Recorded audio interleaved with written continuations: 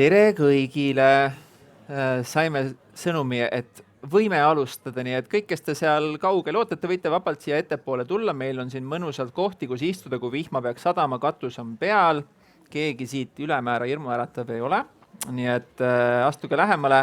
Saate ka olla osa sellest vestlusest, mis meil täna siin on, sellepärast et kõige olulisem minu jaoks ongi see, et kui me räägime tehisintellekti tulevikust vähiravis, et mis me ei tee seda loenguformaadis või nagu ÜRO konventsiooni, et kõik lihtsalt loevad paberi pealt ette oma seisukohad, vaid ikkagi, et see oleks dialoog ja siia dialoogi kuulute teie ka. Ja võib-olla selleks, et natukene soojendada meid üles sellesse teemasse, ma esitaks ühe küsimuse publikule. Ehk siis publikul tekib nüüd võimalus teha midagi, mida te niikuinii oma hinges teha tahate, saate haarata oma nutitelefonid ja osaleda selles vestluses, mis meil siin on, et kui me saaksime siia nüüd kuvada selle QR-koodi ka, siis võite seda skännida ja anda teada oma arvamuse. Ehk siis küsimus, mis me oleme publiku käest küsinud on see, et kui me räägime tehisintellekti tulevikust vähiravis, millised küsimused sind kõige enam paeluvad? Jätke lihtsalt lühivastused.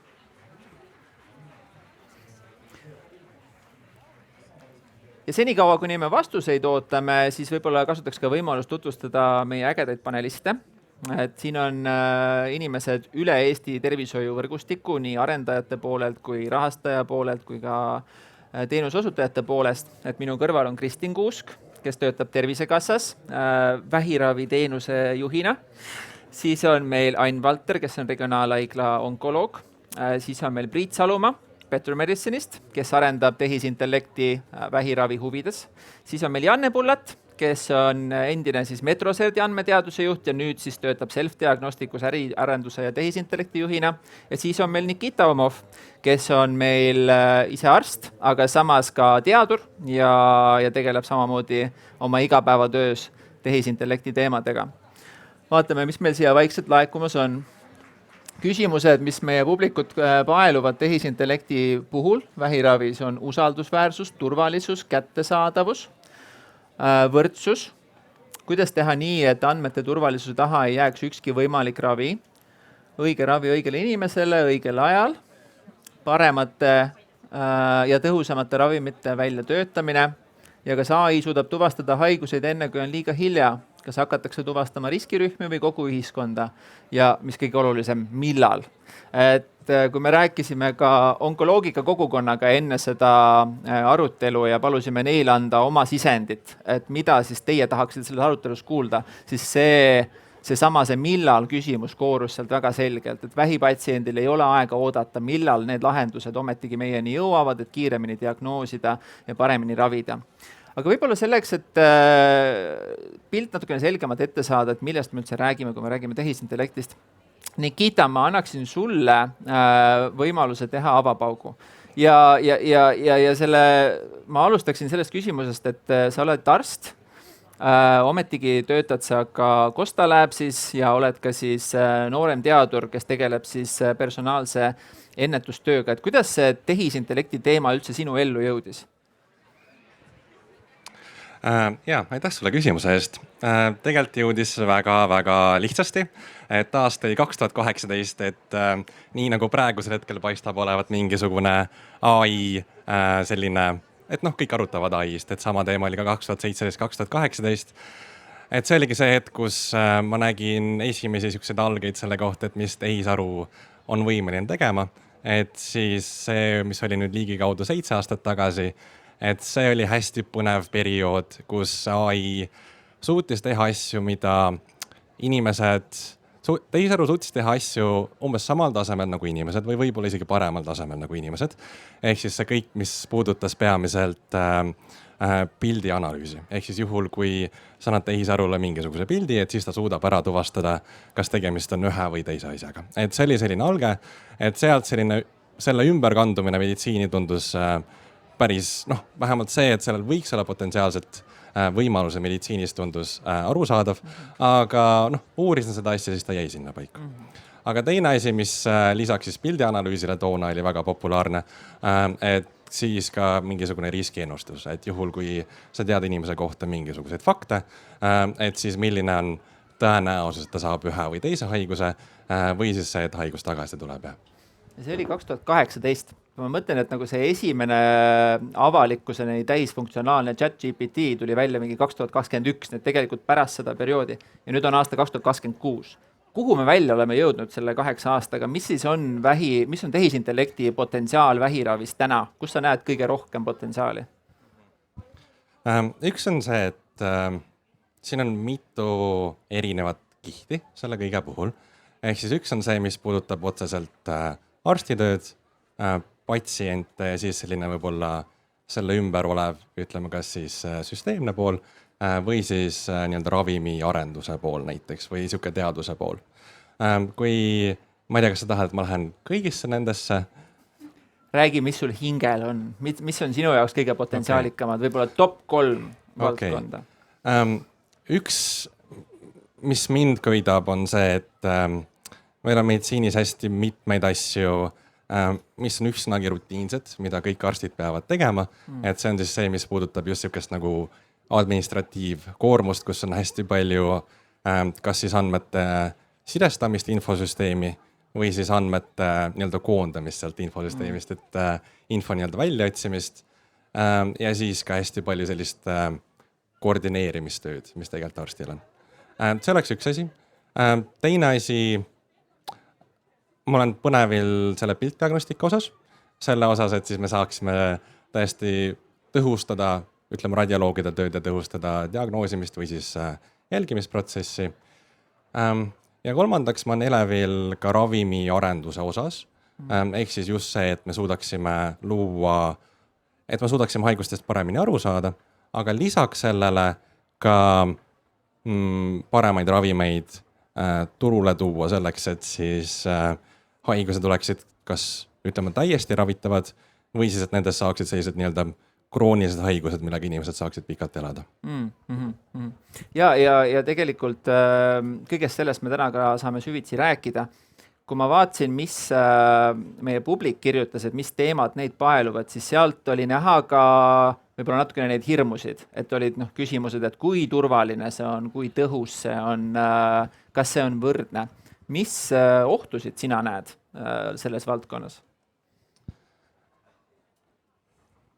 Neid on, üks on see, et mis on hästi huvitav, ongi see, et hetkel nüüd, kus ütleme keelemudelid suudavad kirjutada teksti, mis on väga-väga usutav ja ütleme, et kui me anname tehisarule eesmärgi, et okei, mul on selline patsient, et mis oleks antud kontekstis tema jaoks kõige parem ravi näiteks.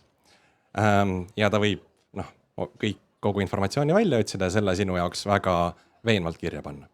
Et siis on see küsimus on see, et kas ütleme need järeldused, mis sealt on tulnud, et kas need on üldse õiged või mitte. Ehk siis kui mingi asi tundub loogiline, kas ta tegelikult päriselt on loogiline. Siis kas või ütleme noore arsti seisukohast on ka see, et kas sa üldse omandad selle pädevuse, mis on vajalik. Ehk siis kui sa alati küsid keelemudeli käest, et mis ma pean tegema siin kontekstis ja siis vaikimisi valid selle vastuse, mis sealt välja tuleb süvenemata. Sealt edasi ka kogenumate arstide puhul on selline nii-öelda kogemuse või oskuste kaotamise koht, et juhul, kui sa võtad selle tehisaru ära, et äkki kas ta siis ilma selleta teeb halvemaid otsuseid. Või siis jah, et me lihtsalt et üks võimalus on ka alati see, et me lihtsalt nii-öelda tugineme selle vastustele liiga palju, selle asemel, et siis ise läbi mõelda, et mis oleks õige. Ja sellega seoses tegelikult sa mainisid ka, et üks asi, mis sind paelub, on see, et kõik see, mida tehisintellekt võiks teha nende rutiinsete ülesannetega, kõik see aja kokkuhoid, mida me võiksime saavutada. Kas see aja kokkuhoid on tänaseks ka realiseerunud või on tegelikult see aeg, mis kulub nende, näiteks ma ei tea, kui AI teeb mu märkmeid, kas see aeg, mis kulub tema kontrollimiseks, tegelikult nullib ära selle efektiivsuse või me juba näeme täna mingisugust progressi? Me kindlasti näeme seda jah, et praeguse hetkel ta on ikkagi jõudnud sinna, et kus koos sellega on töötada nii palju lihtsam kuivõrd ilma selleta. Et siis see küsimus on ka selles, et kas ta on ajasajast, kas ta on mõõdetav kuidagi, et siis ütleme see vastuvõtu pikkus või ikka ütleme samasuguseks jääda. Aga ütleme see koormus, mis on arstil samal ajal, kus sa üritad balansseerida seda, mida mida patsient ütleb, samal ajal mingit informatsiooni välja otsida infosüsteemist, seda kommenteerida, meeles pidada. Et üks on lihtsalt see, et suudad, et võib-olla sul jääb lihtsalt niisugust nagu mentaalset kapatsiteeti rohkem alles, et ja sa võib-olla naudid seda tööd natuke rohkem. Priit Salumaa, teie olete päriselt loonud sellise abimehe, mis aega kokku hoiab. Võib-olla räägi paari sõnaga, mis te teinud olete? Hea küll. Meie ehitasime Eestis maailma esimese ja ainukese seni sellise tehisintellektist neeruvähi tuvastaja kompuutertomograafia skännidest, mis on ühtlasi ka meditsiiniseadme, tarkvaraline meditsiiniseade, et on sertifitseeritud ja ta on ainuke maailmas ja esimene, mida saab nagu kliinilises töös päriselt ka kasutada. Ja see toimib praegu 2 Eesti haiglas. Ja see ajakokkuhoiu osas me tegime nüüd juba 1,5 aastat tagasi tegime uuringu Tartu Ülikooli kliinikumis, kus meil oli 6 radioloogi, kes lugesid 200 patsienti. Ja see oli niisugune 3-haruline uuring, kus kõigepealt luges tehisintellekt üksi neid, siis luges arst üksi neid skänne ja arst koos tehisintellektiga. Kõige paremad tulemused olid arst koos tehisintellektiga ja selle kiiruse koha pealt oli näha, et me kiirendasime arstil tuumorite mõõdistamise protsessi kuni 2 korda, eks. Ja see ongi see koht, kus Nikita ütles, et see dokumenteerimine ja selline võib-olla administratiivtöö või tehniline administratiivtöö on asi, mida tehisintellekt võiks automatiseerida ja me näitasime selles uuringus ära ka, et see osa on kindlasti võimalik ja need ajamõõtmised olid koos sellega, et kui tehisintellekt eksis, siis arst ka tegelikult parandas selle mõõdu ära. Ja isegi siis oli see keskmiselt 33%, aga kuni mõne arsti puhul kuni 50% nende tööajast, eks ju. Aga see lõppkokkuvõttes see ajavõit ei olnudki ehk võib-olla põhiasi, sest et radioloog teeb oma töös nii palju erinevaid asju ühe kompuutertomograafia vastamisel. Ta vaatab kõik organid läbi, ta vastab ja mõõdistab seal väga erinevaid asju, nii et täna ma ütleks, et see süsteem hakkab laiemalt alles siis suurt ajavõitu andma onkoloogiliste patsientide vastamisel, kui me katame ära kõik organid, kõik metastaatilised paikmed ja nii edasi. Et siis see töövõit tuleb päriselt välja. Praegu ma ütlen, et selle ühe sertifitseeritud paikme osas see ei anna veel nagu süsteemi ülest ajavõitu, aga me oleme vähemalt õiges suunas teel ja võib-olla täna ma julgeks väita, et süsteemi ülese ajavõiduna aitab see pigem aidata seda vähki natuke varem tuvastada, et see on nagu, ma arvan, täna meie selle missiooni nagu põhivõit. Ma vaatasin, et see uuring, mis te avaldasite, ütles, et raporti loomine sääraste piltide puhul kiirenes kui 81%. Seal oli 49 sekundit varem, 9 sekundit nüüd. Kust see aja kokkuhoid ongi, sest mõõdistamisest lihtsalt? Ütleme niimoodi, et enne kui me üldse hakkasime midagi sarnast ehitama, ma rääkisin ja tegin sellist nagu toote avastamist ja rääkisin 12 erineva riigi radioloogidega ja kuidagiviisi seal rääkides vähipatsientidest me jõudsime alati selleni, et nad ütlesid, et jah, et see on mul kohutavalt tüütu töö. Vahel nad kasutasid isegi ebatsensuurseid väljendeid. On just see, et ma pean mõõdistama üle neid samu paikmeid kogu aeg. Sa olete näinud küll nagu selles ultrahelis on, kus keegi tõmbab mingi joone kuskile. Et see on selline hästi selline nagu tehniline manuaalne töö ja sellist joont võiks ju teha masin. Et kui sa oled talle öelnud, et näed, siin on see tuumor või siis, et ta leiab selle tuumori üles ja siis ta mõõdistab seda. Ja masin lõppkokkuvõttes on ka selle tegemisel täpsem. Sest et tihtipeale, kui sa pead leidma nagu tõelise nagu kõige pikema diameetris, sa pead seda pilti keerutama suvalises vaates, eks ju, mitte ainult nagu ristivaates või sagitaalis või ühesõnaga koronaalis või aksiaalis, eks ju, vaid et sa pead tõesti leidma ja keerutama, see võtab aega ja see on tüütu. Et see on see osa, kus öeldakse, et see on see osa, mis on hästi tehniline töö ja mitte selline nagu arsti teadmist nõudev töö. Et see asi võiks olla automatiseeritud. Ja sealt see ajavõit tulebki. Jah, paralleeli, et üks asi, mis meil on kiiritusravis juba aastaid kasutusel, on see, et vanasti, kui sa hakkasid patsiendile kiiritusravi plaani tegema, sa tegid tema kogu keha pildi, ja siis, mis oli siis arsti töö, oli sisuliselt nagu lihtsalt hiirega joonistada kontuure ümber selle patsiendi. Ja seda peab tegema 3 dimensioonis, nii et sa joonistad selle objekti nagu 3-dimensionaalselt välja ja võt see on see asi, mida see tehisintellekt teeb, ta teeb kogu selle töö ära, mis tähendab seda, et sa saad juba matemaatiliselt panna sinna kõik need mõõdud peale, kõik need margins ehk siis mingid ääred välja arvutada ja nii edasi, et see kõik käib hästi lihtsalt peale seda. Ja kui ma räägin meie kiiritusraviarstidega täna, siis nad ütlevad, et ka täna sisuliselt keegi seda patsiendi väliskontuuri enam ei kontrolli, et see on kõik tehisintellekti poolt tehtud ja me usaldame seda tehisintellekti vastust. Aga mis siis, kui tehisintellekti vastus on vale ja me enam seda ei märka? Et mis meid kaitseb selle eest? No ma arvan, et seal esimene asi, mis peab kaitsema selle eest on see, et see on nagu seesama tekstimudelite kasutamisel, et see, kuidas olgu see Gemini, ChatGPT või Claude, eks ju, sind vahel tahavad rõõmustada justkui kuidagi, ütleme, et on nagu lipitsev teener, kes tahab ja ütleb sulle asju, mida sa tahad kuulda justkui. Et sa tuvastad selle ära, kui sul on natukenegi kriitilist mõtlemist, eks. Et esimene asi, mis aitab selle vastu on see, et kõikide nende tehisintellekti süsteemide elluviimisel, olgu kliinilisse töövoogu või kuhugile mujale, mis iganes eluvaldkonda, peab olema inimesel see koolitus või teadmine, et vaata, see tehisintellekt eksib ikkagi vähemalt 5% juhtudest või 4% juhtudest. Ja sinu vastutus on see inimesena üle vaadata. Ja siis teine külg on see, et nende samade kontuuride näitel on see, et kuidas sa visualiseerid seda kõike, et kui hästi on arstile märgatav see, et kuule, siin on tehisintellekt mingi kontuuriga puusse pannud. Siin ma pean seda korrigeerima ja ütleme, et kuule, siin sa oled teinud vea. Et võib-olla nende asjadega aitab seda, ühesõnaga see teadlikkus peab olema, et tehisintellekt ei ole siiski perfektne. Ja mina nende arstide puhul ikkagi vaataks üle, kindlasti vaataks üle ja tõenäoliselt ongi see korras, aga kui see viga seal on ikkagi, siis parandaks. Sest lõpuks vastutus on inimesel, eks ju. See oleks mu järgmine küsimus olnud, et kui viga tegelikult tuleb ja selle tõttu näiteks jääb mõni haigus õigeaegselt diagnoosimata, siis vastutus ei ole meditsiiniseadmel, vaid on ikkagi raviarstil. Jah, praegu on see kindlasti niimoodi ja sellepärast meie süsteem töötab ka nii, et me oleme täna esimene lugeja ja arst kinnitab selle, et kas see on õige või mitte.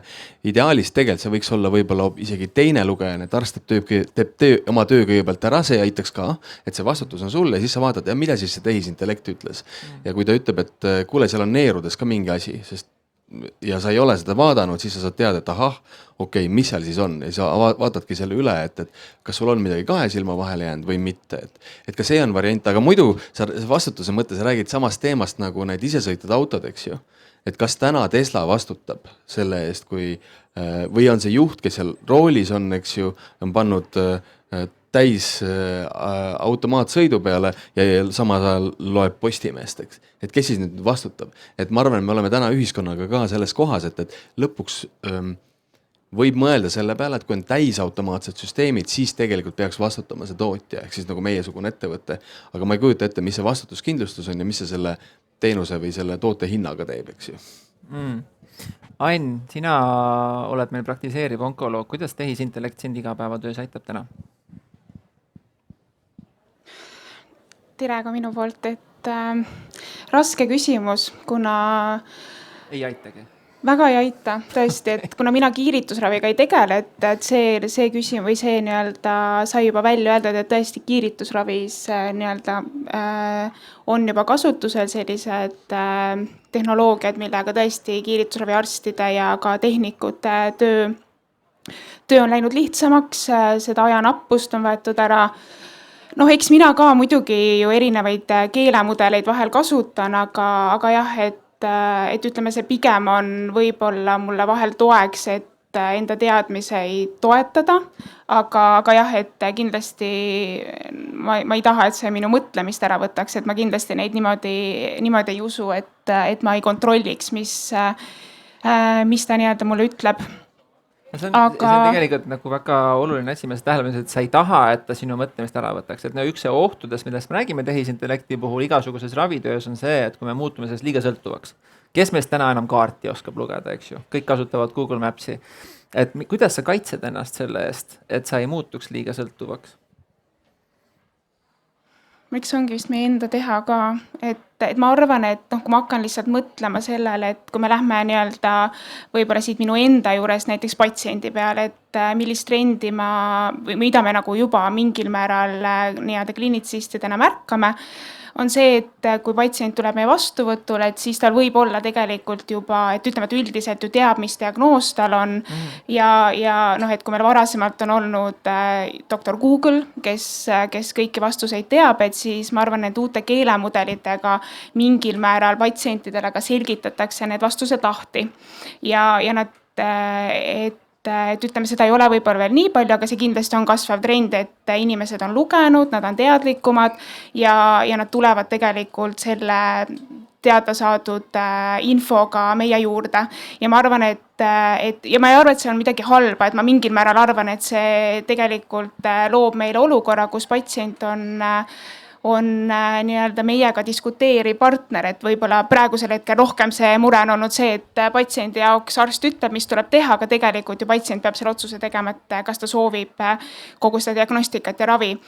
Aga jah, et ma arvan, et see on ka see koht, kus me ei saagi mugavaks muutuda, sest et patsient võib-olla hakkab meile neid mingisuguseid fakte nii-öelda välja tooma, aga jah, et ütleme, et iga haige on erinev ja kindlasti seal on ju mingisuguseid erinevaid, ma ei tea, milline see patsiendi seisund on, millised kaasuvad haigused tal on, et tegelikult, et me peame enda mõtet ikka hoidma teravana, et suutagi ennast tegelikult kaitsta, et see olukord ei lähe selle peale, et mulle mingisugune tehnoloogia või mudel ütles, et peab nii tegema, et tehke nüüd niimoodi, et ikkagi lõpuks noh, jah, nagu juba ka välja kostus, et praegusel hetkel ju meie oleme need vastutajad ja see mõte nagu peab ikkagi jääma sinna, et me ei jää neid liiga usaldama. Noh, kui tahta minna düstoopiliseks, siis võib mõelda, et vaata, iga kord, kui sa vastuvõttu teed, sul on ekraan sinu ja patsiendi vahel ja patsiendil on ikka telefon käes, on ju, et siis võib-olla tulevikus vestlus võibki olla see, et patsient kirjutab ChatGPT-sse, arst samal ajal kirjutab enda kloodi sisse, on ju, ja siis see vestlus käib selle kahe tehisintellekti vahel. Loodetavasti me sinna välja ei jõua. Aga see on tegelikult hea avang, et ma küsiksin publikult hea meelega ühe küsimuse veel, et paneksime teise küsimuse. Ja minu teine küsimus ongi teile, et kas teie kasutate AI lahendusi oma tervisega seotud küsimustes, jah või ei? Tugev algus jahidele igatahes. On ka neid, kes seda ei tee. Meil on paar arsti ka publikus, nii et võib-olla nemad panevad sinna ka mõne vastuse. No ikka valdav enamus igapäevaselt kasutab ja ma tegelikult huviga paneks teise küsimuse veel, et missugust infot te kõige enam otsite AI-lt, eelkõige siis oma tervisega seoses? Et paneme järgmise küsimuse ka. Aga ma saan õigesti aru, Ain, sinu kogemusest, et see, et doktor Google on asendunud nüüd tehisintellektiga, kas see on siis pigem olnud nagu samm paremuse poole, et kas need vestlused, need küsimused on muutunud tegelikult teravamaks ja targemaks ja see on aidanud patsiente? Ma usun, et jah, et ma võib-olla, kui ma mõtlen enda praegusel igapäevatööle, et siis ma võib-olla seda veel nii tugevalt tajunud ei ole, aga ma olen enda kolleegidelt kuulnud, kui inimene tuleb enda arvutiga kohale ja kõik on tal teada juba. Aga ütleme, et üldiselt see vestlus ikkagi läheb positiivses suunas, et mingi patsient ka märkab, et arstil, et ta oskab tegelikult nendele küsimustele ikkagi vastata ja ühel hetkel võib-olla see annab ka selle nagu usaldustunde. Aga noh, et mina nagu näen seda pigem positiivsena, et kui ma ka mõtlen näiteks sellele perioodile, et muidugi, kui me praegu ei räägi kogu sellest protsessis, kui need vähiravid hakkavad ja kuidas nii-öelda need ravid toimivad ja milliseid tagasilööke võib olla, et ma arvan, et mida on ka tegelikult tõestatud, et üks väga keeruline protsess vähihaige ravis on tegelikult see hetk, kui nad on saanud juba vähidiagnoosi ja nad ootavad siis seda aega, millal nad tulevad, praeguses kontekstis, eks ole, onkoloogi juurde. Ja et see võib ikkagi olla nagu nädal või paar, aga see on nagu nähtud, et see tegelikult on väga keeruline aeg, sest ütleme, et meil ei ole ka praegu arstidena sellist mahtu, et kui me näiteks oleme konsiiliumis, kus me raviotsuse teeme, kutsume ta paari nädala pärast või nädala pärast endale vastuvõtule, et meil ei ole seda ressurssi, et me helistame nendele haigetele läbi ja telefoni teel juba nii-öelda vestleme selle kõik ära, et võib-olla mina nagu näen siin ka seda, et et muidugi selle eelduseks on see, et need keelemudelid, mida me kasutame, et see informatsioon, mis nad sealt kätte saavad, et see oleks ikkagi nagu enam-vähem tõenduspõhine ja et nad, ütleme, saaksid ikkagi sealt mingit nagu tuge või mingisugused tehnoloogiad, mis võib-olla seda perioodi natukene nii-öelda nende jaoks selgemaks teevad.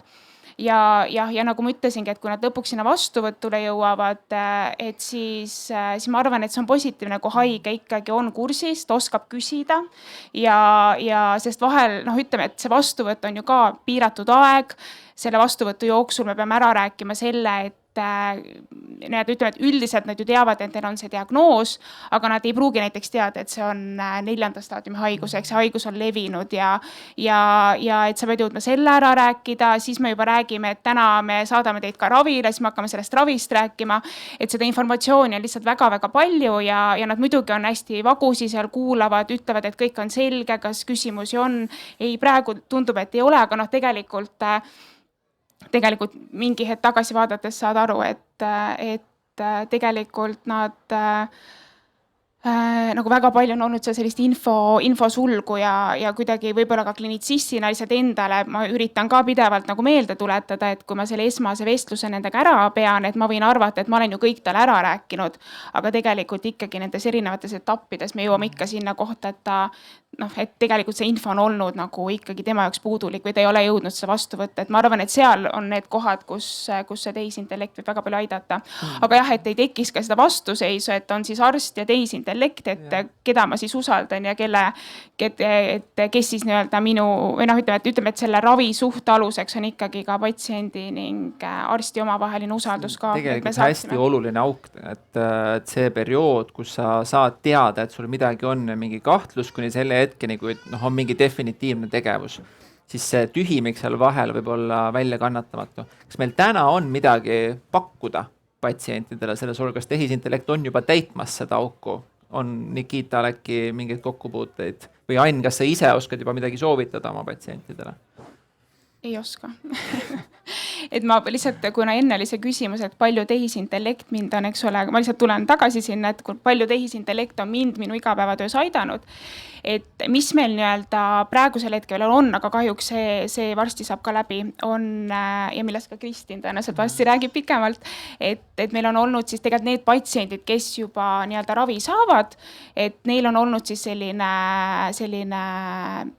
siis tehnoloogia olnud kasutusel, kus nad tegelikult siis sellise äpi kaudu saavad siis oma ravi osas kõrvaltoimete kohta anda infot ja seal on nii-öelda loodud siis ka see mudel, kes siis esmastele sümptomitele suudab nagu ise anda ka vastused, et kuidas patsiendid peaksid tegutsema ja lisaks seal taga on ka õed, kes siis neid kaebuseid üle vaatavad, aga see kindlasti on olnud selles osas nagu patsientide vaatest ja ka meie vaatest olnud nagu positiivne, et ikkagi, et see periood, kus nad ju meie vaateväljas ei ole, kus nad on kodus, ootavad järgmist ravikuuri, et need on küllaltki pikad ja et see kindlasti on aidanud mingil määral seda ressurssi siis kuidagi vähem koormata, et selline mudel on tulnud appi, aga enne seda meil, minu teada ei ole midagi, vähemalt mina ei tea.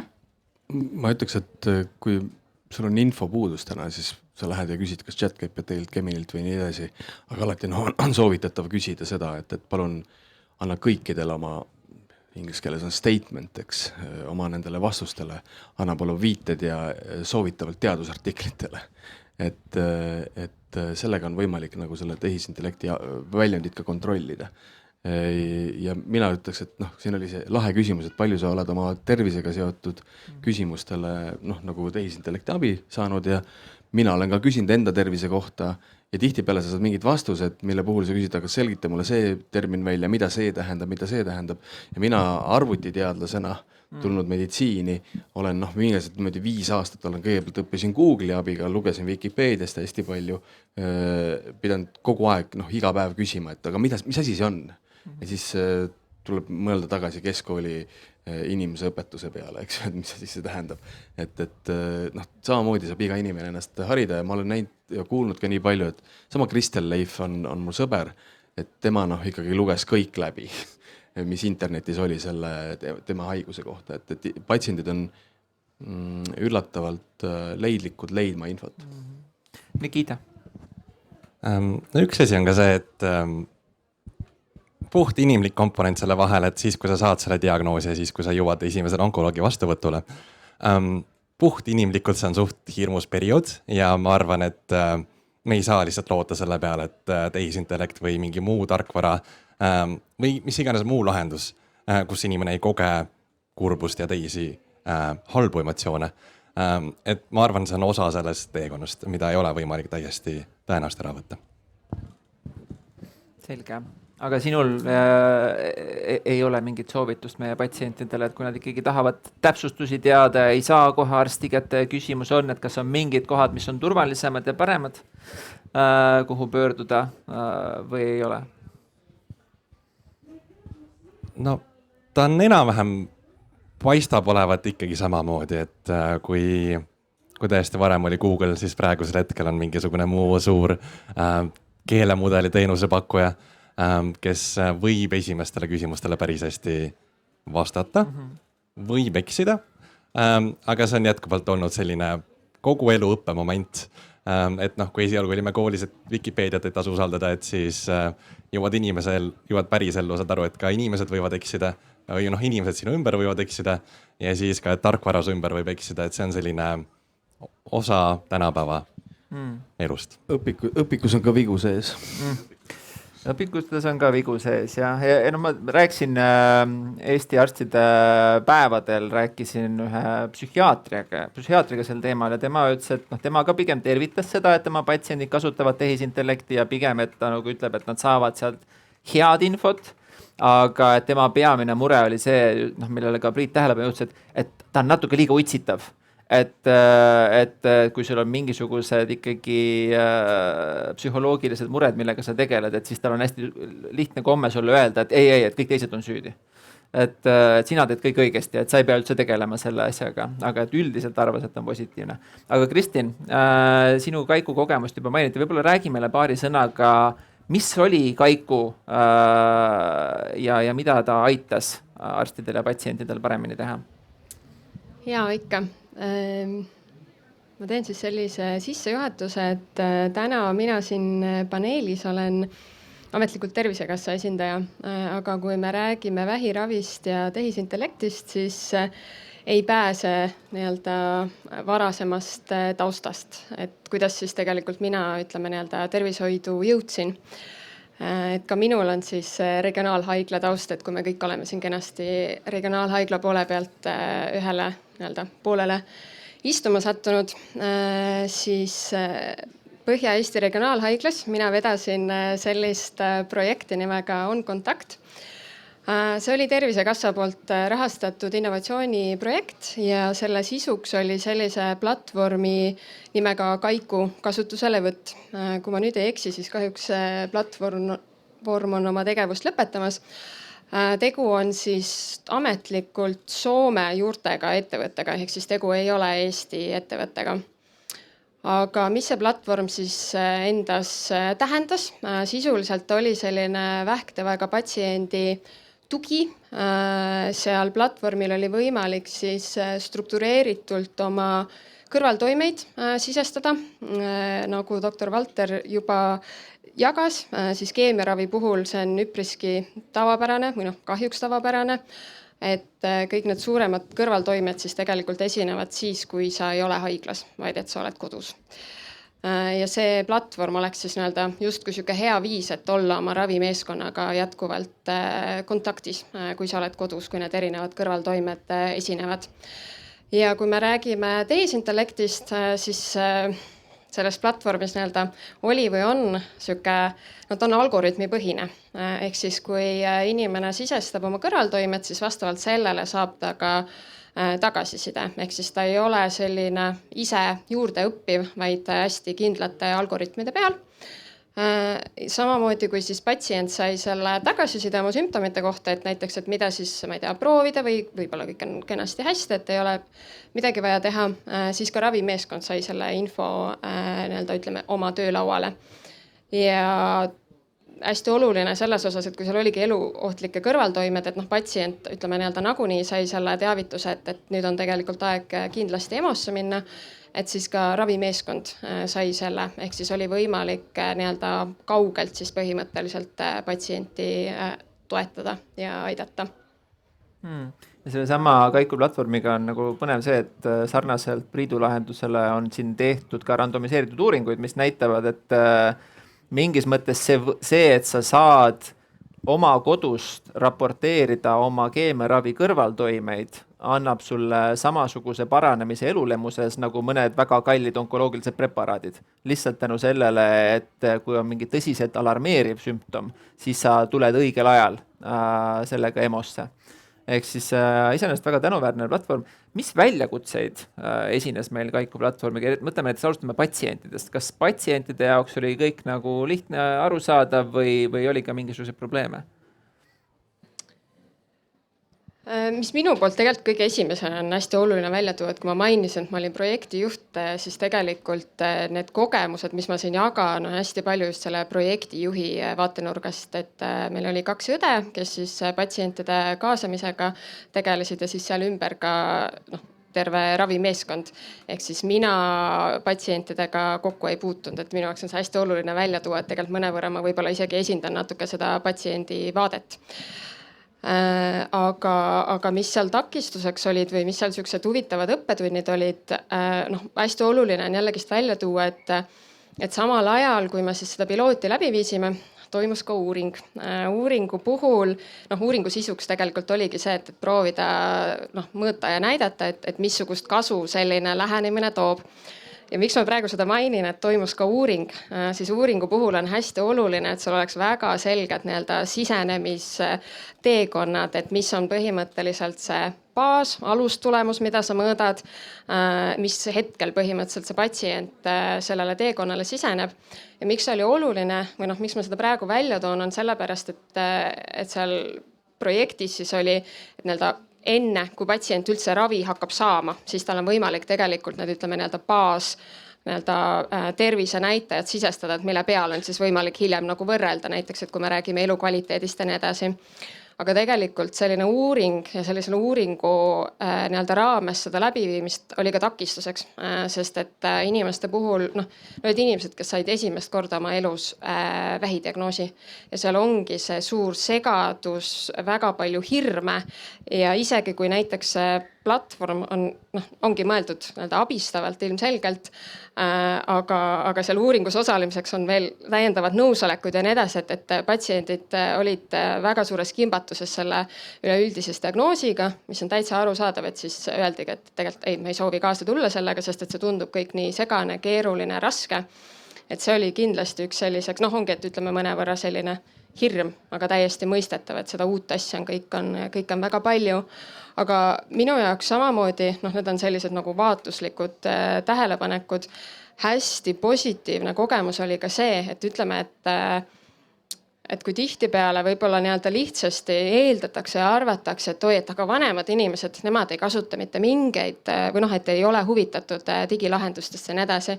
Siis meil oli tõesti väga palju ägedaid patsiente kõige paremas mõttes, et õed kaasavad, uurivad siis võimekuse kohta. See on selline 85-aastane härras, mis muidugi kasutan ja kas ma tahad, ma näitan teile oma Facebooki, selles mõttes, et oma kasutust. Et kui ütleme, et just kui paberi peal võiks selline eeldus olla, et või kõrge vanus on ju, et mis, ei kõige paremas mõttes, et see kogemus, et see vanus ei ole mitte mingis mahus piiravaks faktoriks. Ja ma arvan, et üks asi on see patsientide vaade, aga teine asi on ka lõppkokkuvõttes minu jaoks selline hästi inimlik muudatuste juhtimine lõppkokkuvõttes. Et kui ma ütlengi, et mina patsientidega kokku ei puutunud, ei vastutanud patsientide kaasamise eest, siis tegelikult omajagu tööd on selle ka ravimeeskonna kaasamine ja ütleme selle lahenduse tutvustamine ja maha müümine. Mul ei tule praegu parema sõna peale, aga tegelikult, et ka onkoloogidele see usaldus tekitada, sest et täiesti arusaadavad küsimused olid ja mõnevõrra ka samamoodi selline hirm, et aga kust ma tean, mida patsientidele soovitatakse seal, ja samamoodi, et et kuidas ma tean usaldada mingit platvormi, mis see sisu seal on, et ma ei soovi, et minu patsiendid seda platvormi kasutaksid, et ma annan neile ise selle info ja ma olen nendega kontaktis ja siin on jällegi see koht, et ma ei ole onkoloog, ma ei tea, mida tähendab olla, vastutada kellegi ravi eest, aga ma inimlikult täiesti mõistan seda, ja ma arvan, et siin ongi see samamoodi, et see usalduse tekitamine, et üks asi see tuleb läbi kasutuse, aga teine on ka see, et ma ei tea, kas see on ettevõtte vaade, aga jällegist, et kui palju või kui lihtsalt sa saad põhimõtteliselt selle sisu, mis seal platvormil siis on tegelikult onkoloogidele nii-öelda näidata, et mis siit nagu tuleb või seda nii-öelda demoda aina uuesti ja uuesti, et seda usaldust põhimõtteliselt tekitada. Ain, sina ise oled praktiseeriv arst, mida sa vajad, et usaldada selliseid lahendusi? Et sa nüüd need kasutusele võtaksid? Kui me võtame näiteks nüüd selle Kaiku platvormi, ma arvan, et selle puhul, mis siin on kaks väga tugevat kohta, on see, et seal oli tõesti tehtud väga tugevad uuringud selle põhjal, eks ole, mis olid väga hästi disainitud ja väga heade tulemustega. Ja teine koht kindlasti on see, et nagu Kristin ütles, et seal kasutatakse väga kindlaid algoritme, et meil tegelikult ka onkoloogias me ju erinevaid kõrvaltoimeid tegelikult dokumenteerime siis sellise kindla dokumendi järgi, et kui patsient näiteks ütleb, et tal käib kõht 5 korda päevas läbi, et siis me tegelikult saame selle põhjal juba öelda, mis raskusastme kõrvaltoime see on ja selle põhjal tegelikult on ka lihtne öelda, et mis see järgnev nii-öelda käsitlus peaks olema.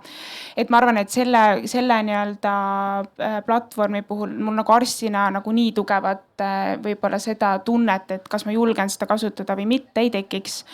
Aga jah, et muidugi see valdkond on ju selles osas väga, või ütleme meditsiin üleüldiselt, et need otsused võivad tegelikult väga palju mõjutada, mis see nii-öelda ravitulem ja nii edasi on ja kuidas me nii-öelda patsiendile kas kahju või kasu teeme, et selleks, et võtta erinevaid mudeleid kasutusele, ongi nagu väga oluline on esmalt kindlasti see, et me võib-olla väga palju räägimegi sellest tehnoloogiast, et ka see tehnoloogia nii-öelda arvutiteadlaste poolt hästi ehitatud, aga ma arvan, et see võib-olla kõige olulisem osa sellest on see, et milliseid andmeid me seal nendesse mudelitesse paneme.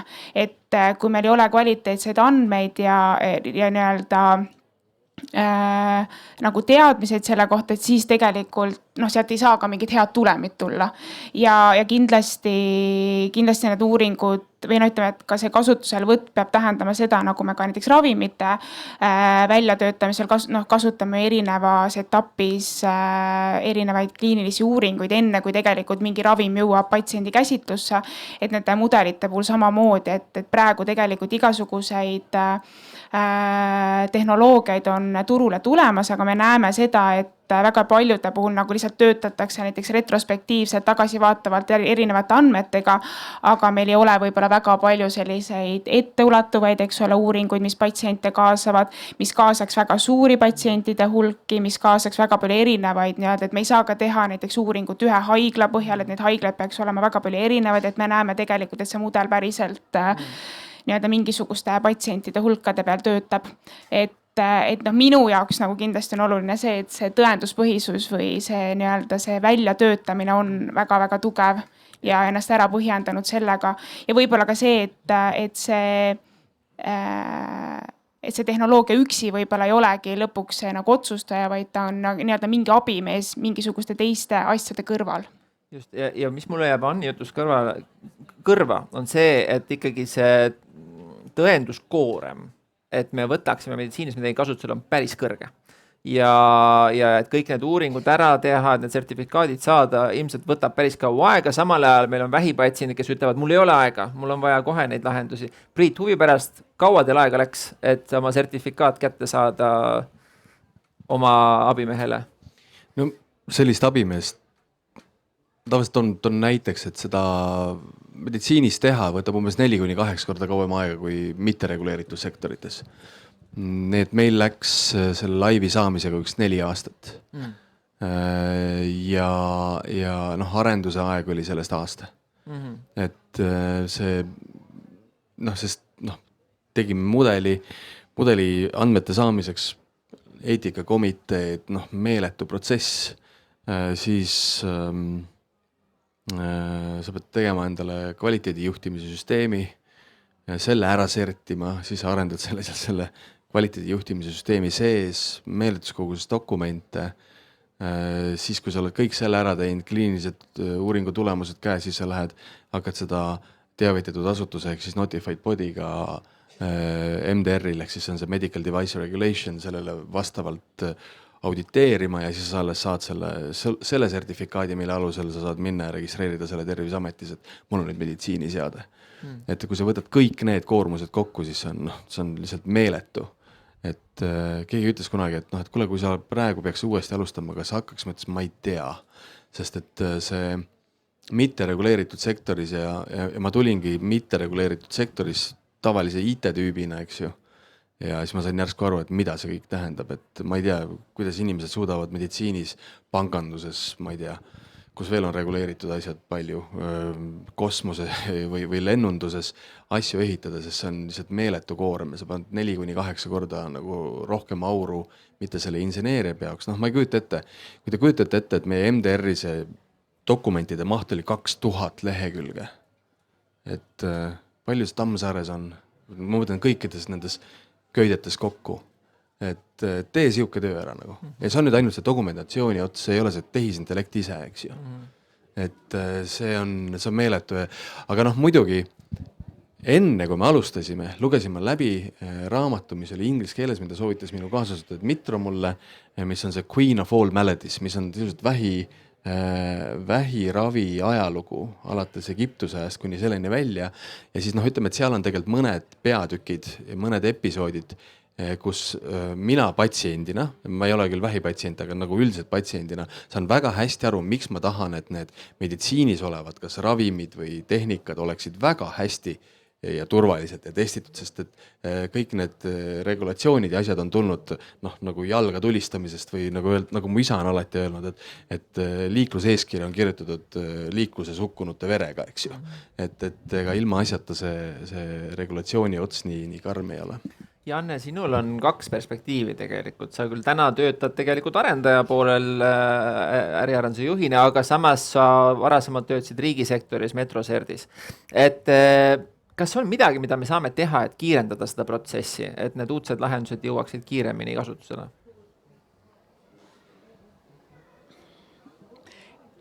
Ma arvan, et just see, millest just eelkõneleja rääkis, et see tegelikult ongi vajalik selleks, et tagada see usaldus.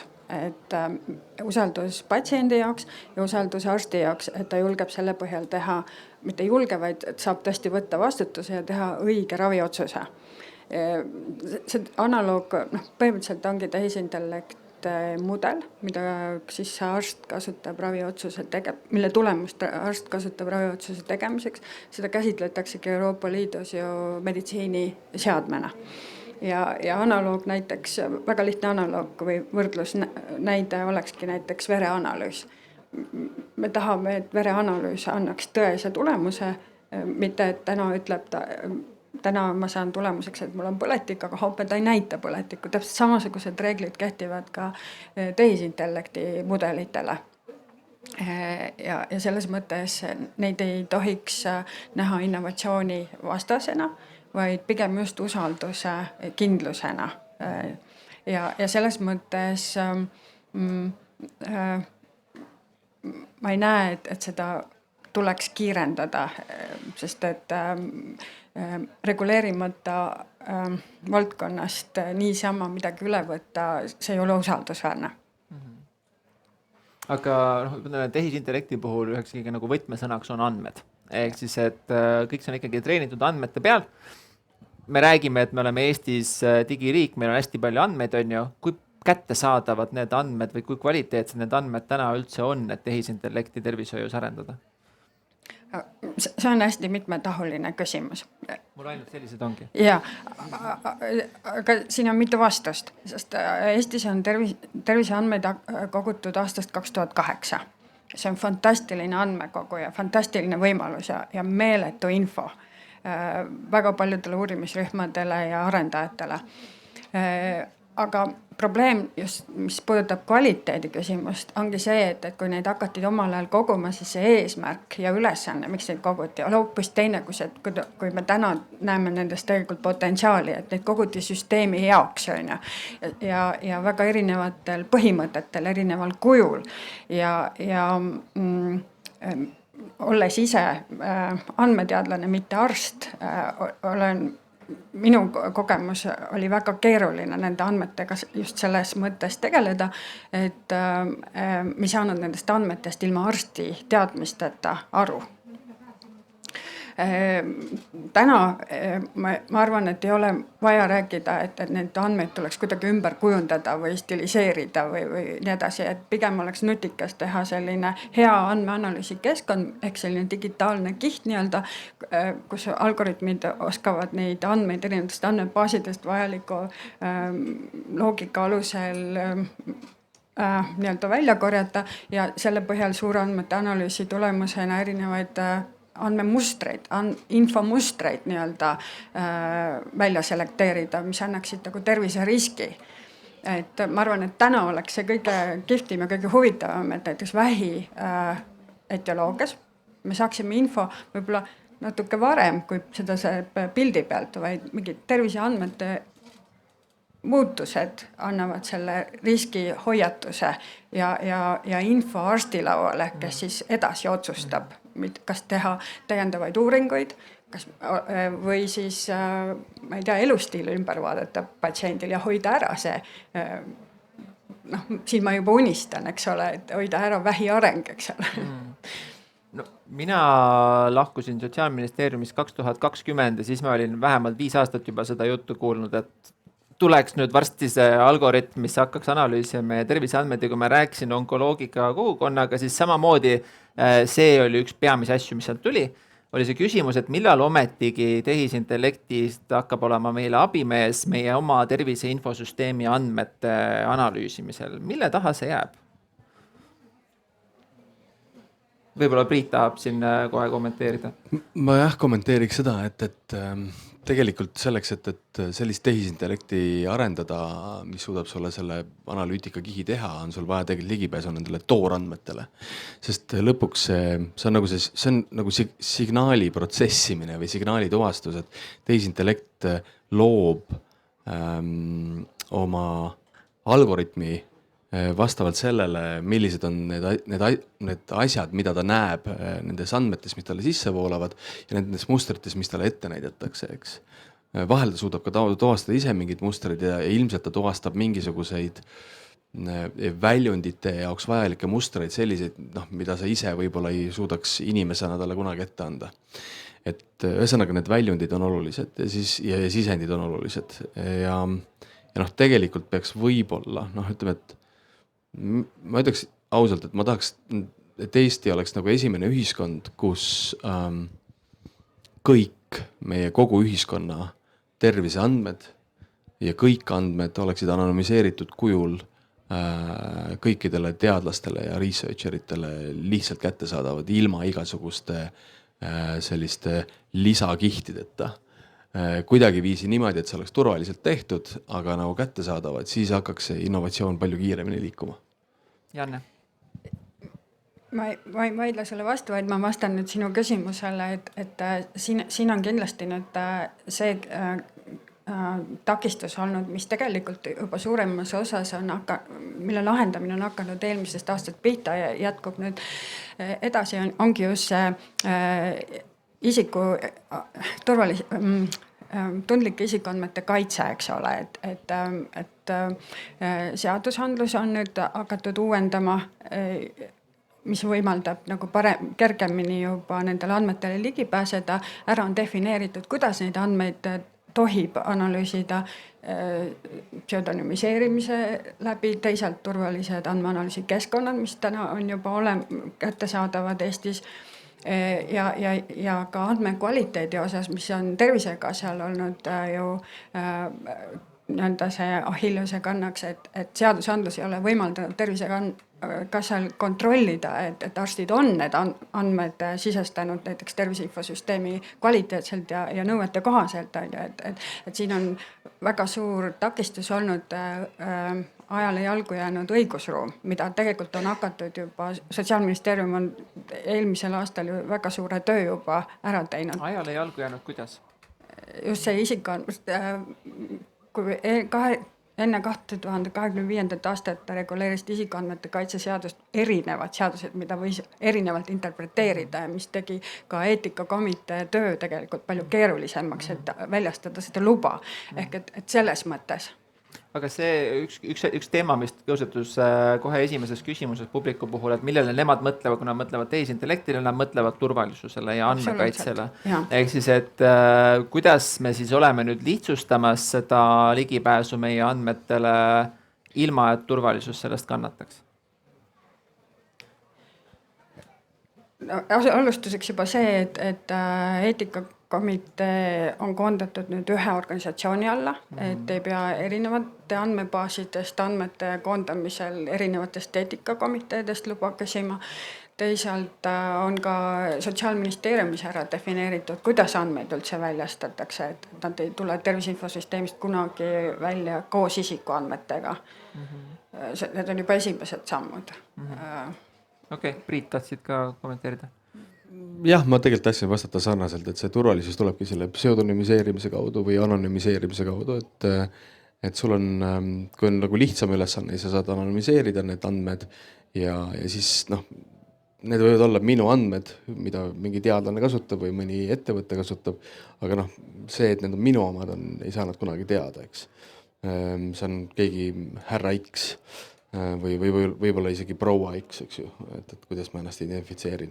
Igatahes point on nagu selles, et ja kui on keerulisemad asjad, siis on see pseudonüümine, sul on võimalik need mingid mustrid kokku panna, eks ju, mitmest andmepunktist või paljudest või sadadest, aga sellisel kujul, et nagu minu kui isiku tuvastamine on väga-väga keeruline seal või see ütleme, et selline ülesanne, mis nõuaks sellist ebamõistlikku pingutust kellegi poolt, kes tunneb minu asjade vastu huvi. Pluss ja siis teiseks võib nagu selle ära keelata ka, et öelda, et näiteks, et mingid kindlustajad või kindlustused ei saa kunagi, ei tohi kasutada neid andmeid, sest see oleks minu õigus rikku või mind ebavõrdsesse seisu panev, eks ju.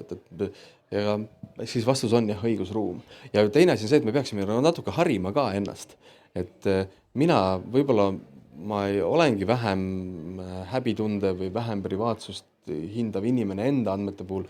Minu poolest on see, et ja eelmises paneelis oli vestlust ka, et mõtlesin, et pagan, ma tegelikult tahaks küll, et mingi osa minust maetakse, aga ülejäänud osa kehast võiks minna ikkagi teaduse tarvis ja nii edasi, aga paljudel see privaatsuse tunne on kuskil hoopis mujal, et ma ei taha, et keegi midagi, mitte midagi minust teaks, aga mulle tundub, et see on nagu ühiskondliku kokkulepete aluseks või see peaks tulema ühiskondlike kokkulepete alusel, aga niimoodi, et me oleme justkui haritud rahvas sel teemal. Et me teame, et osad hirmud on põhjendamatud ja osad hirmud on põhjendatud, aga tõenäosus on nii väike, et sa ei peaks nagu selle pärast väga muretsema. See on selline kommunikatsiooni küsimus ka, et kui seda tehakse läbipaistvalt, kui on selge, mis eesmärgil, kui on selge, et nende andmetega ei äritseta, vaid see on väga üllal eesmärgil ja lõpuks saab ka ise sellest kasu, siis see avatud kommunikatsioon on siin võtmeküsimuseks usalduses. Ja siis kasude pool, eks ju, et me rääkisime sellest uuringust, kus me võidame natukene aega arstidele, aga meil on praegu teine uuring käimas, kus me täna oleme juba leidnud üles patsiente, kelle puhul jäi märkamata väike vähikolle. Ja tänaseks on need patsiendid juba saanud selle kasu ja meie arust eetikakomitee taotluse sõnastuses on selle asja nimi avalik huvi. Et kui sina tead seda, et minu andmeid kasutatakse selle jaoks, et kellelgi teisel, võib-olla ka mõnel su sugulasel või su endal avastatakse vähk natuke varem, nii et on esimeses staadiumis need ravimeetodid on palju vähem rasked ja et elulemus on palju kõrgem, siis see on justkui nagu ühiskondlik vastutus ka. Nikita. Mul oli tegelikult küsimus. Kui sa ütled, et me võiksime need andmed nende kättesaadavaks teha, et see siis paneks innovatsiooni käima. Ma tahan natukene vastu suruda. Ehk siis sa nagu maaliksid selle pildi, et miks selle võiks teha. mulle see esmanäol tegelikult ei tundu loogiline. Et ütleme, võib-olla kui mõelda radioloogiliste piltide peale, sealt ma saan kasu aru. Kui ma mõtlen mingite võib-olla teiste andmete peale, mis on analüüsid, diagnoosid, vaba tekst, mis seal on, siis nagu töötades arstina ma tean, osa sellest on täiesti müra ja probleem on selles, ma ei tea, mis osa sellest on müra. Ehk siis üks võimalus, siuke loogiline asi on see, et ma vaatan neid andmeid, ma hakkan tegema riskiennustusmudeleid, ehk siis aru saada, et mis inimesed, mis haigused võivad tekkida. Aga mis, ütleme, tulemusi sa ise näed versus see, et me kasutame näiteks Ühendkuningriigi biopanga andmeid, kus on veelgi rikkalikumad andmeid ja me saame neid andmeid kasutada võib-olla sarnastel eesmärkidel. Okei, seal on, ma arvan, nagu mitu vastust, et üks on see, et ka Ühendkuningriigi biopangas ei ole kõiki andmeid, eks. Et seal on võimalik lisada. Teine asi on see, et kui sa lükad kokku kõik andmete modaliteedid, mis nagu vähegi võimalik on, et tänaste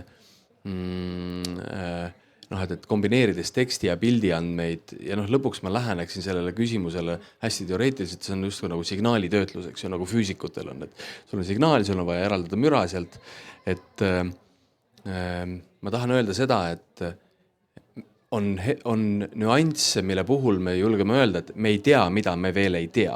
Me ei tea, mis on võimalik, aga selleks, et seda teada saada, peab tegema justkui nagu selle leap of faith'i, et kui sul ei ole kõik need andmed käes, siis sa tegelikult ei saa nagu teada, mis on võimalik, et sul peab olema võimalik eksperimenteerida, katsetada ja seda teadust teha ja ilmselt alguses ongi teadus, eks ju. Enne kui me üldse jõuame mingisuguste päris töötavate lahendusteni, sest ka näiteks meie või ma kujutan ette, et see ettevõte, kus sina töötad, kasutab ikkagi juba tänaseks tõestatud meetodeid selleks, et mingisugune väärtus pakkuda. Iseenesest Nikita tõstatab nagu põneva pointi, et me oleme hästi palju rääkinud sellest, kui väärtuslikud on Eesti andmed. Aga et tegelikult andmeid on maailmas jube palju erinevates kohtades ja sageli on ka see vastuküsimus tekkinud, et kas meie andmed enam on nii väärtuslikud tegelikult, kas firmad, kes arendavad uudseid lahendusi, tegelikult üldse nagu ihuvad enam hammast meie andmetele või neil on tegelikult palju paremad allikad, kuhu tänaseks pöörduda, kus on võib-olla rohkem seda puhastustööd tehtud või vaadatakse üldse täna juba sünteetiliste andmete poole, ei hakka üldse tegelema mingisuguste pseudonümiseerimistega, vaid hakkame lihtsalt AI abil looma andmeid. Janne? Jah, et sünteetilised andmed on väga kasulikud, kui on vaja ehitada üles mudel, sest et päris inimesed ei ole ideaalne andmerida. Ja kui palju me täna evolutsiooniliselt suudame või teame, kui kaugel arenenud meie teadmised on, et me suudame inimese puhul kõike ära selgitada. Ma arvan, et optimistlik oleks isegi öelda 30% on meil kogu teadmised olemas.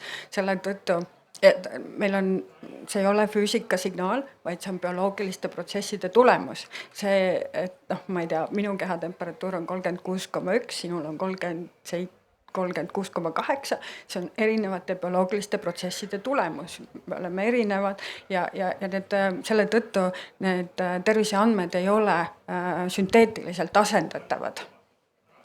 Ja kui mingi mudel on näiteks UK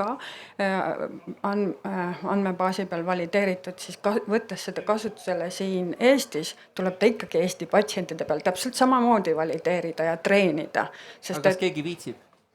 Selles mõttes, et arvestades, kui väike turg on Eesti, et kas keegi tuleb Eesti andmete peal valideerima?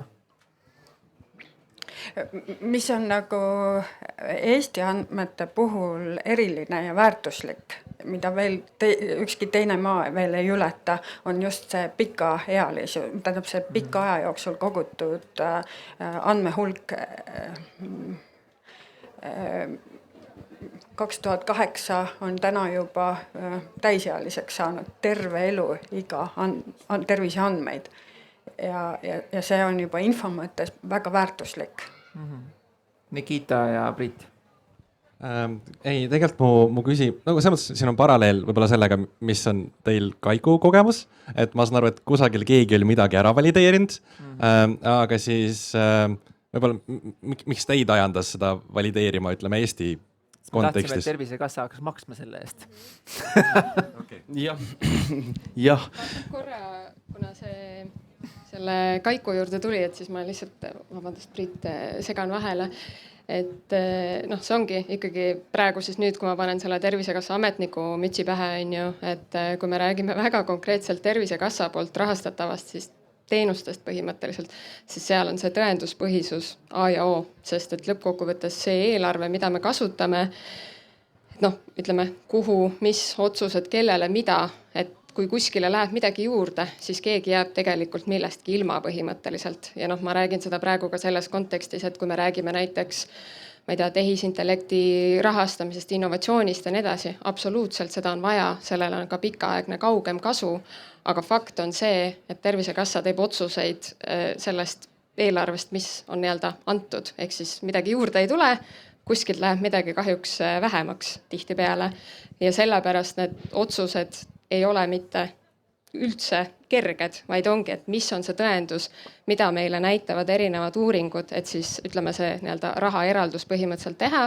Ja kui me räägime Kaikust hästi konkreetselt ka, kuna ma selle karusselli väga intensiivselt kaasa tegin, siis seal tekibki see, et mis on see tõendus, millest me räägime ja kelle peal tegelikult seda lahendust on testitud.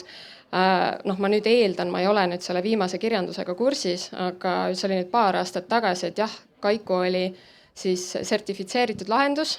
Priit on ka seda sõna kasutanud, aga need, kes sellega nii hästi kursis ei ole, siis sisuliselt, kui sul on tarkvaraline meditsiiniseade, siis sa pead saama turustamiseks sellise nii-öelda sertifikaadi, mis siis on väga-väga pikk protsess.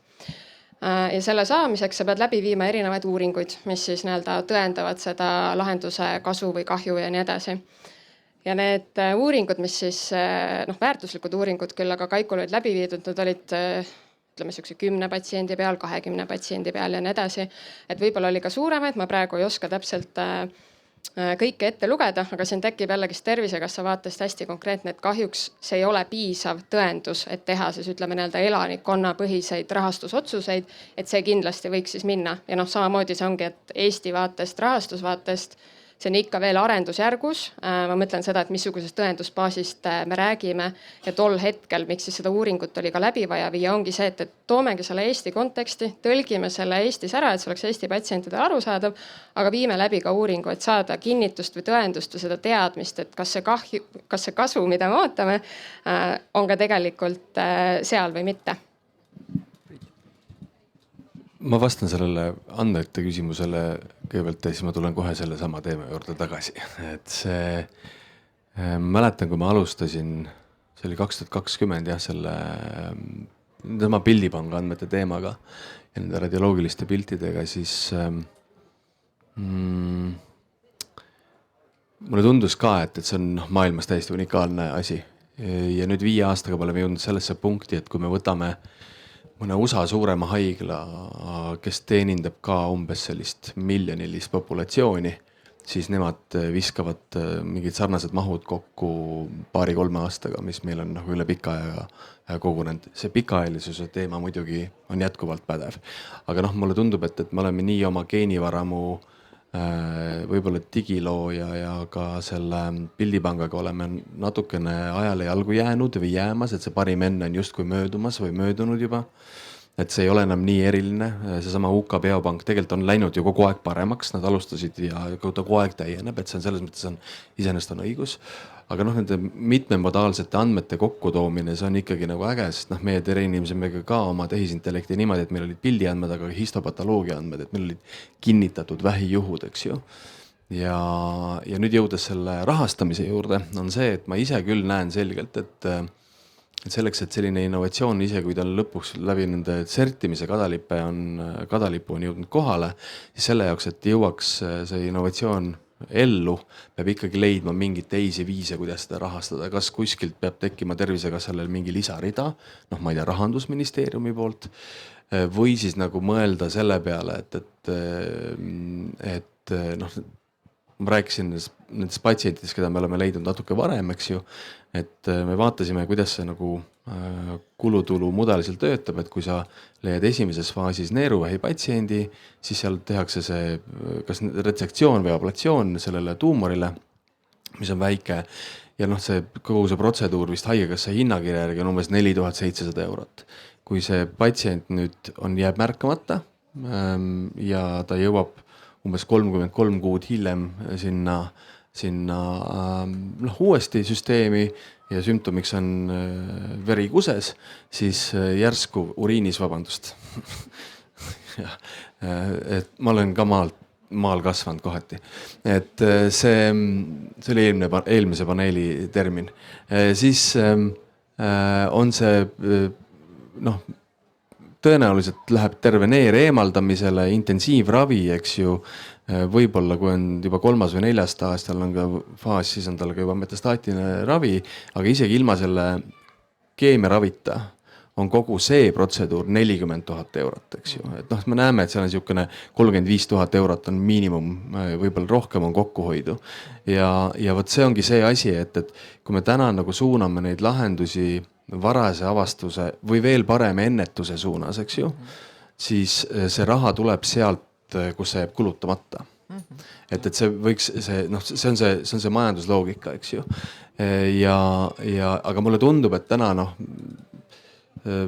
ma küll ei käi niimoodi käsi pikas väljas küsimas, ma ikkagi proovin müüa, eks ju, oma lahendust, aga ma näen seda, et tegelikult sellise nagu tõelise innovatsiooni toetamise juures täna tehakse juba väga palju ära, Tervisekassa teeb ka hästi palju ära, sama meie kulutõhusus analüüsi me tegime Tervisekassa innovatsiooni toetuse abil, eks ju. Et kõik need asjad nõuavad selliseid nihkumisi, aga need süsteemid nihkuvad aeglaselt, et aga täna mainisid, et sa oled ju tegelikult, teie lahendus on juba 2 raviasutuses kasutuses, eks ju? Jah. Aga Tervisekassa ju ei maksa seda? Veel mitte, aga me esitasime taotluse ära juba, et me aga taotleme. Aga ma mõtlen, et kui need samad raviasutused hoiavad oma radioloogide aega kokku, kas nemad ise ei ole huvitatud seda ostmast? No ma toon selle näite niimoodi, et see aja kokkuhoid seal selles uuringust on küll kena, aga see on nagu ühe kindla töölõigu peale, eks ju. Ja sa võid ette kujutada seda, et täna me ütleme 1000 skänni läbivaatamisel või 1000 patsiendi läbivaatamisel leiame umbes 35-40 sellist nagu neeruvähi kahtlust või leidu, mida radioloog üle vaatab. Ja siis oletame, et kõik ühtegi valepositiivset ka ei ole, mis ei ole tõsi, eks ju. Meil on valepositiivseid ka, aga need mõõdistamised, see hoiab täna selle ühe organi puhul hoiab see nädalas kokku umbes, ma ei tea, 8 minutit tööd, 10 minutit tööd, võib-olla terve meeskonna peale, eks ju, et see või võib-olla isegi tunni, kui ta terve meeskonna peale, 20 inimese peale selle kokku hoiab 1000 patsiendi analüüsimise peale, on see nii väike osa kokkuhoidu, et see ei ole veel märgatav, et see kokkuhoid kunagi muutub märgatavaks 5-10 aasta raames võib-olla, et täna on pigem see kasu sellest või väärtus sellest tehisintellektist on selles, et me leiame mõne patsiendi rohkem ja varem üles kui hiljem. Lihtsalt enamus meditsiiniseadmeid me ostame selle perspektiiviga, et nad peaksid 50 aasta perspektiivis meile kasu looma, et see pikk vahemik tegelikult ei ole. No meie seade nagu selle koha peal ei ole veel nagu valmis ja seda küll jah, et võib-olla ka see võiks olla see argument, aga täna ma ei suuda neid minuteid ja tunde ette näidata, mis täna selle aja kokku hoiavad, see tuleb alles 5-10 aasta pärast, eks ju. Siis kui see võimekus on suurem. Ühe väga olulise teema puhul, millega ma tahaksingi lõpetada ja see on ennetus. Ehk siis ka onkoloogiga kogukonnaga rääkides see küsimus oli, et kuidas me saaksime tehisintellekti rakendada, et kiiremini tuvastada vähki. Kas meil täna juba on mingisugused kasutusjuhud või perspektiivid? Ma tean, et Tervisekassa paneb palju rõhku ennetusele, Ain võib-olla sina oma töös, Nikita võib-olla sina oma töös. Kas te näete mingisuguseid lahendusi? Sinu valdkond tegelikult on personaalne ennetus, Nikita, et kas see võiks ka vähiravist toimida niimoodi? See on väga hea küsimus ja ma võib-olla laiendaks seda. Üks on see, et sul on võimalik siis üritada ennetada nii-öelda indiviidi kohal ja teine üritada ennetada võib-olla populatsiooni tasemel laiemalt. Ja siis on see küsimus, et kumba sa tegelikult tahad ja kumb on kõlutuhusam. Ehk siis kõige lihtsam näide on see, et sa võid küll investeerida väga palju selleks, et sul oleks väga tõhus kopsuvähi sõeluuring. Või siis alternatiivina on see, et sul on leiad viisi, kuidas keegi maailmas keegi Eestis ei suitseta näiteks. Et kumb on siis tegelikult, ütleme, rohkem kulutoov.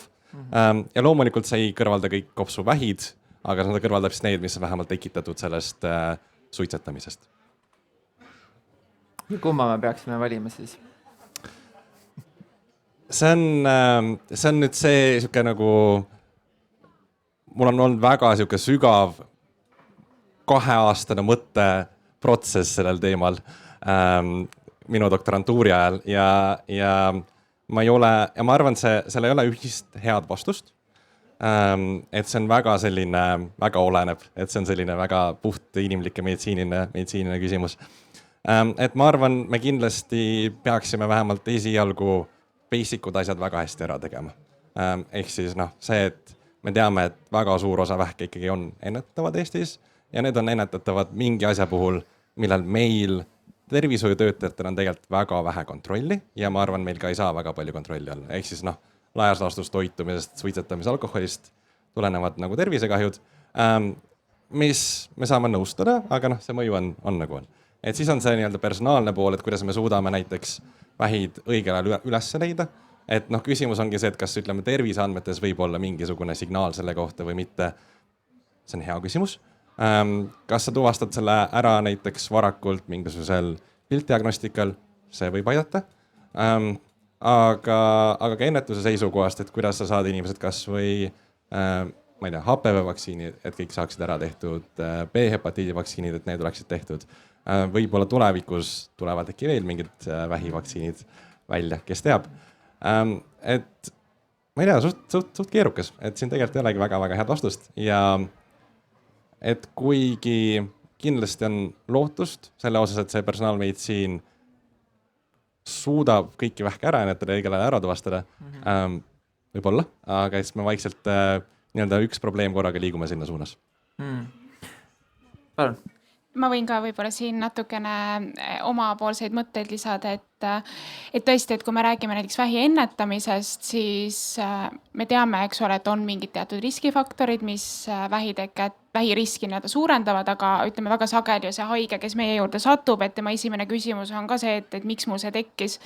Et väga paljudel juhtudel me tegelikult ei oska seda öelda ja tõesti võib-olla selle tehisintellekti abil, et me teame, et meil on neid andmeid ju väga palju ja kui sinna lisada tõesti ka patsiendi mingid geneetilisi andmeid, tema tõesti elustiili kohta andmeid ja nii edasi, et võib-olla tõesti need mudelid suudavad hakata ühel hetkel ka selle põhjal nii-öelda riske hindama.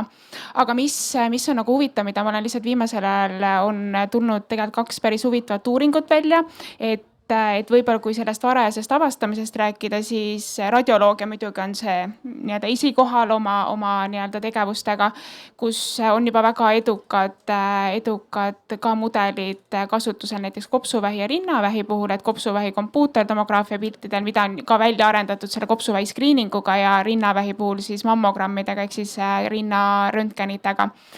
Ja tegelikult on selliseid uuringuid juba tehtud, kus siis nende samade uuringute põhjal on vaadatudki siis patsientidel, kellel tegelikult ei ole leitud veel mingisugust vähki, aga tegelikult on leitud riskitase, et neil näiteks järgmiste aastate jooksul võib vähk tekkida, mis võiks ka tegelikult olla. Ütleme, et selliseid huvitavaid lahendusi on tulemas, mis tegelikult võivad luua ka selle olukorra, kus me hakkamegi võib-olla kõrgema riskiga haigeid juba nii-öelda teistmoodi võib-olla jälgima ning uurima. Et tegelikult ju geneetika vallas juba selliseid uuringuid on päris palju tulnud, kus me leiame ka selliseid kõrgema riski haigeid ja neile luuaksegi juba ka teistmoodi jälgimisplaane. Priit. Ja siis mulle tundub, et me saame päris palju ära teha ka taaskasutades neid andmeid, mis meil kogu aeg tekivad või sisse jooksevad, et mulle endale ka meeldiks nagu suuremalt mõeldes või ka pikemal ette vaadates see, et kui mul on kogu see patsiendi ajalugu seal digiloos olemas, eks ju, ma olen piisavalt vana juba selles riskigrupis ka, et me teame, et 87,7% vähki 50+ vanuses, ma kohe jõuan sinna, eks ju, et jõuan sellesse mõnes mõttes vanuse mõttes riskigruppi, et siis mulle hullult meeldiks, kui mingisugune tehisintellekt või agent vaatab läbi kogu minu tervise ajaloo, kõik minu elustiili asjad ja ütleb, et kuule poiss, et sul on siin see ja see risk. Ja see oleks hästi tore ja siis selle agendi nimi võiks olla Dr. Ave. Käisin Lottemaal eelmine nädal koos lastega ja siis Dr. Ave võiks mulle üldse nagu rääkida huvitavaid asju, et ta mitte ainult ei vaata mul seda riskikäitumist, vaid ütleb, et kuule, et aga geenivaramu jälgimis on muide tõsi, on sul teise tüübi diabeedi risk, mis on kõrgem kui 9 inimesel 10, et sa peaks oma sellest kõhupekis siin rahti saama, sest vöö ümbermõõt on kõige parem asi ja siis võiks veel olla seadus, kus doktor Ave ütleb, et Priit, nüüd kui sa jooksmas käid, et rääkid oma seda jooksmist oma kellaga, siis vaata järgmine kord, kui sa lähed perearsti vastuvõtule, sul seda 5 eurot ei võeta, sest see sinu tervisekäitumine on sinu oma osalus selles tervisekassas, eks ju. Ja nii edasi, et me võiksime kunagi jõuda nii kaugele, et meil on doktor Ave ja kui mul lõpuks tuleb see vähk, siis doktor Ave ütleb, et tead, kõige parem neeruvähi arst on vot see doktor seal, vaata, sa tema jutule saad, tal on kõige paremad nagu performance näitajad ja ütleb, et järgmised asjad, mis sa pead tegema, on see ja see ja see ja nüüd me paneme kogu selle süsteemi sinu jaoks tööle ja siis sa saad niimoodi, et ma olen sinu see patsiendi haldur, eks ju, et ja hoiab kogu aeg kätt pulsi peal, et ma kuskil nagu rongist maha ei jää. Ja siis pealegi siin on mingi jumala äge uuring, sa pead minema ja taotlema sinna, sa kvalifitseerud ka, neil on need mõõdud vaadates mu pildi üle, et sul on tuumor seal 2 senti, eks ju, et nüüd sa sobid sinna uuringusse, sest nad otsivad väikseid tuumoreid. Aga see on selline asi, mis võib-olla jõuab 10 aasta pärast kohale, kui olla väga positiivne, aga see taaskasutamise koht võiks olla see, et meie ettevõtte siuke nagu visioon on olnud, et kõik need skännid, mis juhtuvad täna, mis iganes skänn EMO-s, kus iganes et kõik need vaadatakse läbi ja on radioloogias siukene tehnika nagu topeltlugemine. Me teame, et mammograafias loeb isegi kuni 3 inimest ja kopsuvahisõelurungus 2 inimest, aga tavalises kliinilises praktikas loeb ainult 1 ja võib-olla konsiiliumis on siis see teine radioloog, kes loeb, eks. Või selles MDT on vist konsiilium, jah. Ma vahepeal pean kontrollima neid. Kõike ma õpin inglise keeles, eks ju, selles valdkonnas, sest töö on inglise keeles. Aga ühesõnaga, meie point on see, et meil võiks olla selliste juhuleidude vähiskriining üle terve kere kogu aeg, kõikides paikmetes, kukud jalgratta pealt maha või oled autoõnnetuses või on mingi suvaline kõhuvalu, leitakse üles, et jah, et sul on mingi soolikates mingi põletik, eks, aga et siis sa vaatad üle selle vähikolde, sest et just niimoodi neid juhuleide tehaksegi, eks ju, et neid juhuleide justkui skriinida ja et alati oleks 2 paari silmi, et on üks inimene ja siis on veel see tehisintellekt ka, et see on juba käes, seda me täna meie ettevõtte näitel teeme, tuleme kohe varsti, mitte kohe varsti on nüüd peale kõiki regulatsiooni ja seda protsessi Maksa ja Pankresega ka välja, eks ju, aga neer on juba laivis, et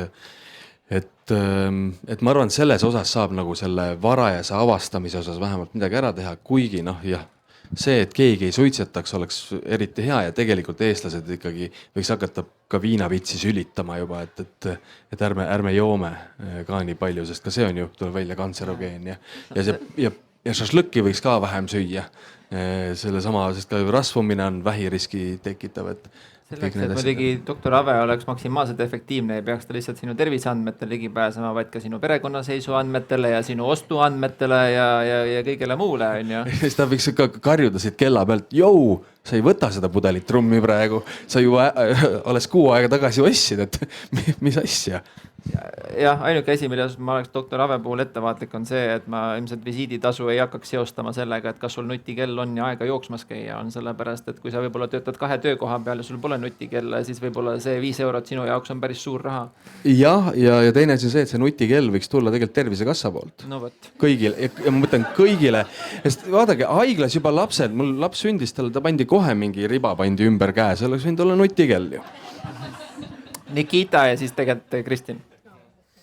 Tead, see riskiennustuse komponent, ma ühelt poolt olen nõus sinuga, teiselt poolt ma ei ole nõus sinuga. Sest et ma arvan, nagu see lähenemine, millest sa räägid, et kui sa tead selle kohta, et sul on teatud haiguse risk, et sa muudad oma käitumist, see on siuke väga ilus narratiiv, aga nagu mitte ükski andmekiht tegelikult ei toeta seda. Et selles mõttes, et meil on oma geenivaramu teinud seda, et ta näitab südame-veresoonkonna haiguse riski. Esialgu on hirmutamine, 3 kuud on head tulemused, aasta aega läheb mööda ja selline, sa lähed sinna tagasi, kus said aasta aega tagasi. Ma olen 2 korda olnud dieedil, mõlemal korral 2 kuud, ilusti kukkus ja siis ma lihtsalt ei jõua enam, sööd ennast mõnusaks. Ja, ma tean, täpselt nii on, jah. Et see on selline, et see on väga nagu ilus narratiiv, aga see ei ole realiseerunud.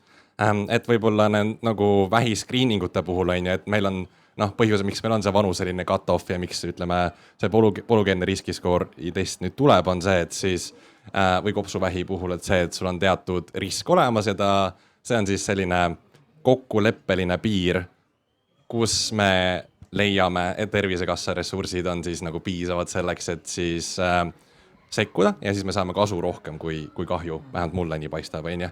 Aga see, et kui inimestele nagu risk öelda selle kohta, et nende elu jooksul midagi juhtub, et siis sa pead paremini tegema, ma ei ole seda näinud. Et see võib-olla tõesti populatsiooni tasemel, ma ise julgen arvata, et pigem ei tööta, sest et ta nõuab ikkagi sellised väga basic asju inimese poolt. Et noh, toitumine, sotsiaalne elu ja kõik oleks paigas. Ma ei tea, jah. Lähme rohkem festivalidel käima, et Kristin, võimalus sulle repliigiks ja võib-olla paari sõnaga sellest, et mis on Tervisekassa enda mõtted ennetusvaldkonna arendamiseks praegu? Ja ma tegelikult selle doktor Ave näitele tegelikult teeksin selle remargi siia vahepeale, et doktor Avel on vaja mingid andmed, et mida analüüsida, et see ettepanek läheb küll natuke kõrvale sellest, millest me praegu oleme rääkinud, aga mis mulle esimese asjana pähe turgatab, on see, et tegelikult kahjuks seda näitavad ka andmed, et see keskealine meesterahvas ei ole eriti, kes arsti juurde jõuab. Selleks, et doktor Avel oleks neid andmeid üldse, et mida siis analüüsida ja kasutada, selleks peab see inimene üldse jõudma arsti juurde, selle kontakti tegema. Ehk siis siin on lihtsalt see üleüldine selline üleskutse, et kui on tervisemure, et siis seda võib-olla mitte maha salata või mõelda, et olen väga tugev keskmine Eesti mees ja mis siin ikka, et lihtsalt doktor Ave mõttes, et käi ikka arsti juures ka. Päris arsti juures soovitatavalt ja samamoodi, et ma siin selle nutikellaga päris nagu kaasa ei lähe, aga ma arvan, et siin on ikka ja jälle ka ennetuse vaatest see inimese iseenese vastutus, et kas sul peab olema kell käe peal, kes ütleb, et kuule, et sa tegelikult eile juba jõid, et ära täna enam joo, või siis see on ka iseenda käitumuse jälgimine ja selles mõttes selle nagu meeles hoidmine, et Nikita väga kenasti tegelikult tõi selle välja, et kui me räägime üleüldises mõttes ennetusest, see on kohutavalt igav just selles mõttes, et see on liikumine, uni, toitumine. Et ma mõtlen, et me ju sooviksime, et ma ei tea, see tehisintellekt võtab üle. Aga kui ma nüüd natukene asjalikumalt räägin ennetuse vaates, siis tegelikult see, millest me täna siin rääkinud oleme, et see piltide lugemine väga lühidalt tegelikult ja just siis ka eriti sõeluuringu kontekstis põhimõtteliselt, et ja seal on hästi, me näeme üleüldises mõttes seda suurt potentsiaali, sellepärast et sõeluuringusse kutsutaksegi inimesed, valdavalt ikkagi skriinitakse terveid inimesi, ehk siis see piltide lugemine ja nii edasi on üsnagi sihuke rutiinne tegevus, kus me näeme just, et see oleks selline toetav tööjõu komponent põhimõtteliselt, aga see oma argumentide poolest läheb täpselt samasugusesse kohta, nagu ka Priit välja tõi, et üks asi on see rahastus või siis puhtalt nagu rahastusmudel Tervisekassa vaatest, aga siin on ka see, et mida täna Tervisekassa rahastab, kas Tervisekassa väga robustselt ostab asutustele seadmed või masinaid või siis teevad seda asutused ise ja selles mõttes loomad oma tööprotsessid ja Tervisekassa siis selles mõttes tasustab neid läbi nagu teenuse osutamise lõppkokkuvõttes. Tegelikult see mõtte eesmärk on tegelikult seal, et Tervisekassa rahastab küll tervishoiuteenused, aga see jällegi, mis toimub tervishoiuasutuse sees, on vägagi tervishoiuasutuses töötavate inimeste kätes põhimõtteliselt. Mina ei soovi ja ei kujuta ette sellist maailma, et seal oleks, et Tervisekassa tuleb need tööprotsesse ümber kujundama ja peale suruma, et ma arvan, et teie peaksite tegema teistmoodi põhimõtteliselt. See on sellisel vastastikusel usaldusel, et me loome need piirid, võimalused, aga jällegist, et seda tervet maailma päris juhtima ei lähe. Meil on kohe aeg otsas, ma paluks, et me paneksime viimase küsimuse ja küsiks ka panelistile, et igal ühel annaks ka võimaluse kommenteerida. Me oleme palju rääkinud sellest, et mida siis AI võiks tervishoius ära teha, vähiravis ära teha. Mida ta ei muuda? Ehk siis mis jääb fundamentaalselt inimlikuks või kas midagi muutub isegi veel rohkem inimlikuks AI tulekuga? Nii, Kristin.